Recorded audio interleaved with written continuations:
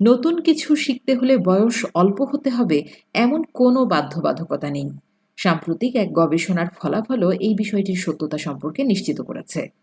University of riverside ক্যালিফোর্নিয়ার মনোবিজ্ঞানের অধ্যাপক ও গবেষক র্যাচেল উ জানিয়েছেন, বয়স যতই হোক না কেন মাত্র ৬টি সহজ ধাপ অনুসরণ করে নতুন যে কোনো কিছু শেখা সম্ভব মানুষের পক্ষে।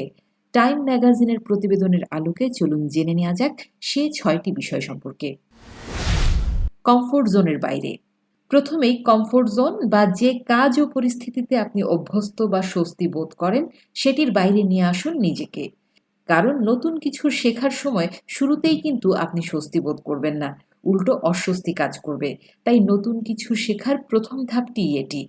খুঁজে দেখুন অস্বস্তির মধ্যেও ঠিক কোন বিষয়টির জন্য আগ্রহ কাজ করছে আপনার। শিক্ষকের সন্ধানে। কমফোর্ট জোনের বাইরে নতুন কিছু খুঁজে পেয়েছেন শেখার মতো? পরবর্তী ধাপটি হচ্ছে শিক্ষক খুঁজে বের করা। হতে পারে শিক্ষকটি আপনার চেয়ে বয়সে ছোট, তাতে লজ্জা পাওয়ার কিছু নেই। আবার এমনটাও হতে পারে ইন্টারনেটের মাধ্যমে শিখছেন আপনি। যেভাবেই হোক, যা শিখতে চাচ্ছেন সে বিষয়ে পারদর্শী কোনো শিক্ষক খুঁজে বের করুন। এটি আপনার নতুন কিছু শেখার দ্বিতীয় ধাপ। নিজের উপর বিশ্বাস। এই ধাপটি সবচেয়ে কঠিন। নতুন কিছু শেখার মানে হচ্ছে বারবার ভুল করা, ঠেকে শেখা। নিজের উপর হতাশ হয়ে ওঠাটা খুবই স্বাভাবিক। এই সময় আপনাকে আত্মবিশ্বাস হারালে চলবে না। এই ধাপটি পার করতে পারার অর্থ হচ্ছে সফলতার দিকে অন্তত ৬০ ভাগ এগিয়ে যাওয়া। তাই পরামর্শ হচ্ছে নিজের উপর বিশ্বাস রাখুন। উৎসাহ যোগাবে এমন মানুষের সংস্পর্শ।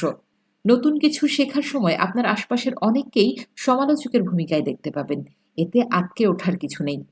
এক্ষেত্রে আপনার কাজটি হবে তাদেরকে খুঁজে বের করা যারা আপনার গঠনমূলক সমালোচনা করছেন এবং উৎসাহ যোগাচ্ছেন। তাদের সংস্পর্শে থাকুন।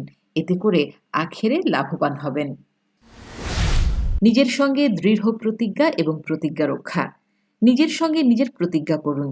যত প্রতিবন্ধকতাই আসুক না কেন, হাল ছাড়া চলবে না। এতে করে প্রতিবন্ধকতার সম্মুখীন হওয়ার বিষয়টি সহজ হয়ে আসবে। নতুন কিছু শিখতে গেলে প্রতিবন্ধকতা আসবেই। সেগুলো পার না হতে পারলে হয়তো হতাশ হয়ে মাঝপথেই হাল ছেড়ে দেবেন এবং শিখতে পারবেন না। প্রতিজ্ঞা করা সহজ হলেও তা ধরে রাখা কঠিন। নিজের সঙ্গে করা প্রতিজ্ঞা রক্ষা করুন। একটি নয়, একাধিক। একই সময়ে একটি নয়, একাধিক বিষয় সম্পর্কে শেখার চেষ্টা করুন। এটিও এক ধরনের কৌশল।